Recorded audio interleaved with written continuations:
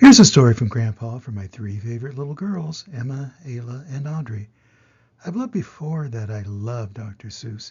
My mouth always feels happy when I read out a Dr. Seuss book.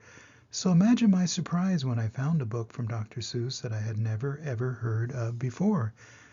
What happens is that many years there were some stories that Dr. Seuss wrote into magazines that were never put into books before. So a few years the publisher put together some of these 7 stories into a book. The collection is called The Bipolo Seed and Other Lost Stories by Dr. Seuss. In today's video, I'm going to read the first 3 stories called The Bipolo Seed, The Rabbit, the Bear, and the Zaniga, and Gustav the Goldfish. I'll do the last 4 stories in another video. So here's the story, The Bipolo Seed by Dr. Seuss. The Bipolo Seed. One bright sunny day, a young duck named McCluck had a wonderful, wonderful piece of good luck. He was walking along when he spied on the ground a marvelous thing that is quite seldom found. 'Twas a small silver box, and it looked mighty old, and on top of the box it was written in gold. Who finds this rare box will be lucky indeed, for inside this box is a Bipolo seed. Plant it and wish, and then count up to 3. Whatever you wish for, whatever it be, will sprout and grow out of a Bippolo tree. Well, thought the duck, well now, what do you know? I just have to wish, and my wishes will grow. Now, what'll I wish for? Now, what do I need? Don't need very much, only food for my feed. So I wish, said the duck as he opened his beak, I wish for some duck food, enough for a week. Then he dug in a quick hole, but before he could drop the seed in the ground, a loud voice shouted, "Stop!" The duck looked around and he saw a big cat. Now why, asked the cat, did you wish for just that? 1 week's worth for duck food? Pooh, that's not just enough. Why, I'd wish for 500 pounds of the stuff. But gosh, said the duck with the Bipolo seed, 500 pounds is much more than I need. But that's just the point, said the cat, for you see, when you grow all that food on your Bippolo tree, you can go into business, in business with me. We'll sell all that food. You'll be rich, laughed the kitty. Why, you'll be the richest young duck in the city. Said the duck, and he wrinkled his brow. I never thought about money till now, but golly, you're right. With such money, gee whiz, why, I'd be the happiest duck that could be. I'll wish for that food. But the cat yelled, not yet. We'll think of some more things to wish for, I'll bet. Why, I know a very nice thing you could wish. A tree that grows duck food would grow also fish, with 600 fish to grow out of the ground, and we'll sell those fish at $1 a pound. Now $1 a pound is very much rate. Say you'll be the richest young duck in the state. Why, sure, smiled the duck, I most certainly will. But duck, said the cat, you can be richer still. Why wish for a little? Why not for a lot? The bigger you wish, the more money you've got. That's right, clucked the duck, and he chuckled with glee. I'll wish for some oysters to grow on my tree. I'll wish for my tree to grow doughnuts and crullers. I'll wish for my tree to grow skates and umbrellas. Fine, cheered the cat. Now you're doing just grand. Say, you'll be the richest young duck in this land. You wait, bragged the duck. I'll do better than that. You listen to this, he called out to the cat. I'll wish for 10 bicycles made out of pearls and 800 muffs that will sell to small girls. I'll wish for more eyeglasses, 900 pair, and 1,000 shirts made of kangaroo hair, a ton of stuffed olives with cherries inside, and 10 tons of footballs with crocodile hide. We'll sell them for cash in our wonderful store in the notions department, that 49th floor. Then he took a deep breath and he wished for still more. I wish, yelled the duck, and he started to scream, for 8,000 buckets of purple ice cream, a trunk full of toothpaste, a big kitchen sink, and lots of brass keyholes and gallons of ink. I wish for 2 buttloads of baked bustin' beans, and also 9 carloads of sewing machines. Then his mouth started steaming, his tongue got so hot, but the more that he wished, the more greedy he got. I wish, shrieked the duck, for 1,000,000 silk towels and 3,000,000 cages of very big owls and 45,202 hamburger buns and a bottle of glue and 4,000,000 satin-lined red rubber boots and 5,000,000 banjos and 6,000,000 flutes, oranges, apples, and all kinds of fruits, and 9,000,000,000 hop-along Cassidy suits. Yes, that's what I wish for, by Jiminy G. And when they spout out on my Bippolo tree, say, I'll be the richest young duck in this world.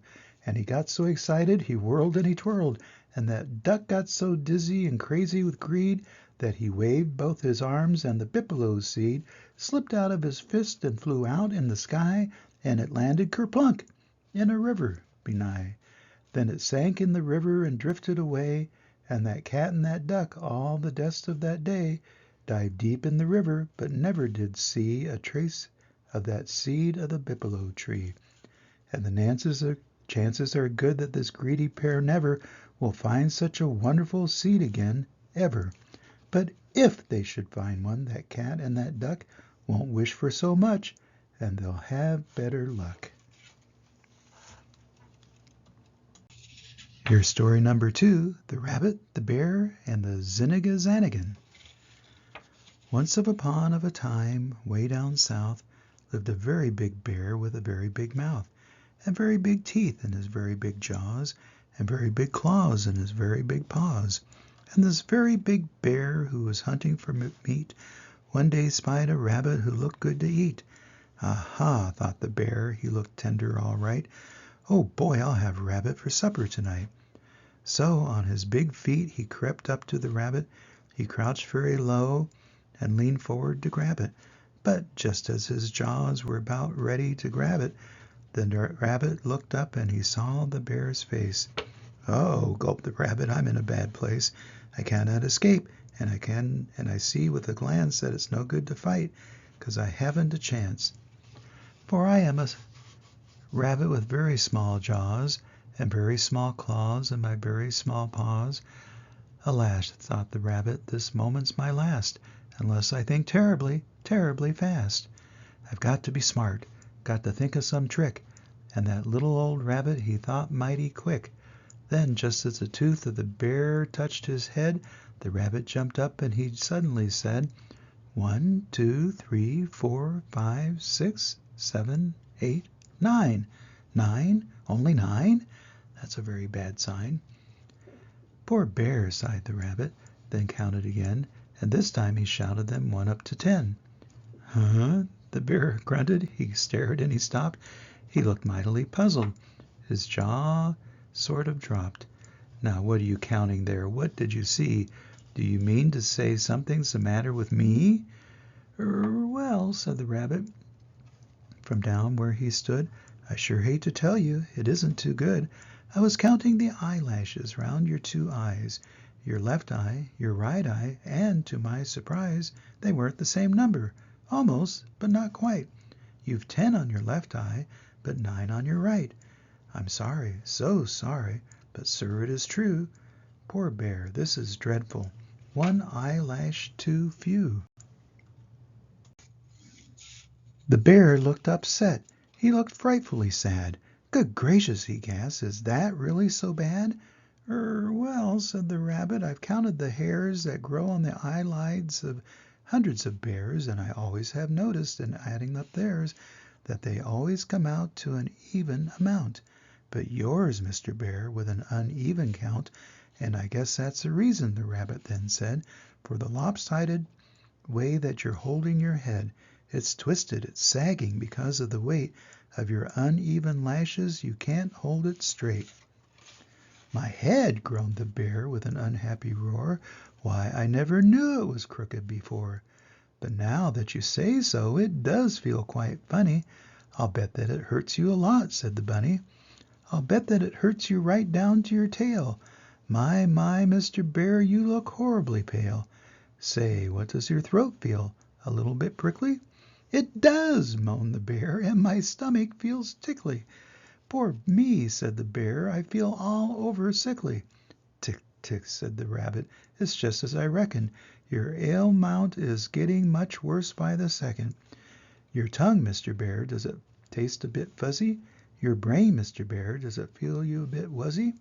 Why, yes, gasped the bear, it most certainly does. Is that a bad sign, all that fuzz and that was? It is, said the rabbit, alas and alack. It is sign that your trouble has spread to your back. For even right now, while I'm standing here speaking, I hear a loud sound from your backbone. It's creaking. Oh, the lack of an eyelash can make you a wreck. The lack of an eyelash can break a bear's neck. It can break all your ribs. It can ruin your heart. Who knows what might happen? You may fall apart. Be careful, poor bear. Don't you even dare cough, or your feet and your tail and your nose may fall off. And he gave that big bear such a sorrowful look that the bear started trembling. He shook and he shook. "Ah, me," the bear grumbled. "What can I do? Must I die just because of one eyelash too few?" "Oh, how can I get one more eyelash to grow?" Well," smiled the rabbit, "it happens I know of a way you might do it. You're standing, you see, right under a Zaniga tree. Now the flowers of this tree have some wonderful juices that doctors have put to some wonderful uses. Their juice, I am told, is so strong that it cures sicknesses even much greater than yours. The juice of these flowers cures measles and mumps. The juice of their flowers grows as freckles and bumps, whooping cough, croup, also colic and prains, chickenpox, smallpox, and bellyache pains. There's nothing, they say, that this juice cannot do. So I think, Mr. Bear, it's the right juice for you. What you ought to do, at least it seems so to me, is to climb up this Zaniga tree and pick yourself one of these wonderful flowers, hold it tight to your eye for a couple of hours, and I think it'll cure you, I haven't a doubt, for the lash you are lacking will suddenly sprout." "You mean," cried the bear, "I'll have 10 on each eye? You mean," cried the bear, "that I don't have to die?" "Oh, thanks," cried the bear, "you are wonderfully good," and he climbed up that tree just as fast as he could. And while the big bear held his flower to his face, the rabbit, like lightning, raced off from that place, and thus he escaped from the very big jaws of the very big bear with his very big claws, and he laughed as he ran to his very small paws. It's always the same when you fight with big guys. A bit of quick thinking counts much more than size. Here's story number 3, Gustav the Goldfish. The man who sold Gustav the Goldfish to us had warned us, "Take care when you feed this small cuss. Just feed him a spot. If you feed him a lot, then something might happen. It's hard to say what." That's what the man said, so I tried to take care, just to feed Gus a pinch, but it never seemed fair, 'cause he always looked sad when he gulped down the stuff, and his eyes seemed to tell us this isn't enough. Then he'd always blow bubbles as much as to say, "Come on, don't be stingy, I'm hungry today." Gus had to have food, not a spot, but a lot. No matter what happened, I didn't care what. So finally one day poor old Gus looked so thin, I took the whole box and I dumped it all in. But the second I did it, I knew I'd done wrong.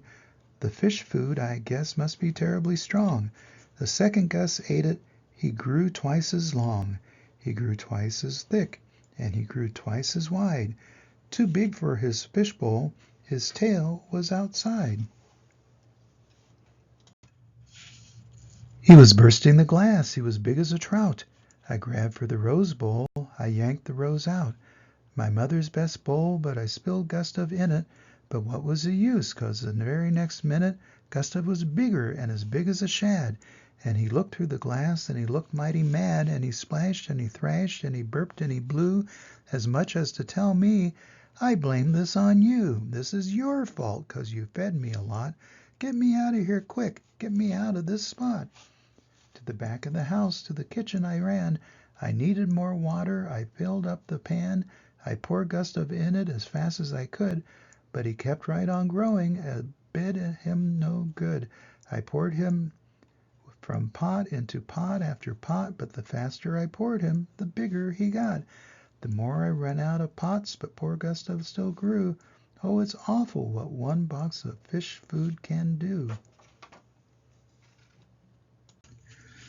Water, more water, he'll die in the air. I raced from the kitchen and up the hall stair, upstairs to the bathroom, and oh, what a climb, 'cause the fish in my arms grew and grew all the time. Each step he kept groaning and rolling his eyes. When I got to the top, he was halibut size. He was almost too big for a fellow to lug, but I got to the bathtub and put in the plug, and I turned on the cold water faucet full blast. Gustav, I panted, you're safe now at last. Gustav, I panted, this tub ought to do. It holds my whole family. It ought to hold you. But it didn't hold Gustav. He kept right on growing, and soon the whole bathtub was full, overflowing. And my parents, I knew, would be very upset, 'cause the water was making the bathroom quite wet. It was up past my ankles, my knees, past my waist, and I saw Father's chafing broom, toothbrush, and paste bobbing round in the ocean. But what could I do? 'Cause Gustav, my goldfish, still grew, and he grew. He was big as a dolphin, a porpoise, a seal. Oh, why did I ever feed Gustav that meal? Just because I was careless and fed him a lot. I would drown in this bathroom as likely as not. Then bang, with a crash and a terrible roar and a splintering smash, we burst right through the door, and Gustav and I shot out into the halls and back down the stairs into Niagara Falls. Then the first thing I knew, we were down in the cellar, and Gustav, my fish, was a gigantic feller. Too wild and too dangerous to handle alone. I needed some help, so I rushed to the phone and quick dialed the number of Mr. Van Bess, the man who sold Gustav the Goldfish to us. Come over, please, mister. He's big as a whale. He's banging the furnace to bits with his tail. I knew, sighed the man, this would happen one day, and he hung up the phone and he came right away, with a lot of strange bottles tucked into his vest and a thing on his back like a medicine chest, and he took it down cellar and worked under water on Gustav for more than an hour and a quarter. What he did I don't know, but he must have been wise, 'cause he shrank Gustav back to his regular size. And he said as he handed my fish back to me, it was mighty hard work, boy, but this time it's free. If it happens again, I shall charge a big fee. So next time, take care. And he stalked through the door. Since then I fed Gustav so much and no more. Since then I have not fed him more than a spot, 'cause something might happen, and now I know what. And that's the end of the third story. I hope you imagine Dr. Seuss as much as I do, because there will probably be more of them in the future. Always remember that Grandpa loves you even more than I love Dr. Seuss, and I hope to see you soon. Bye-bye.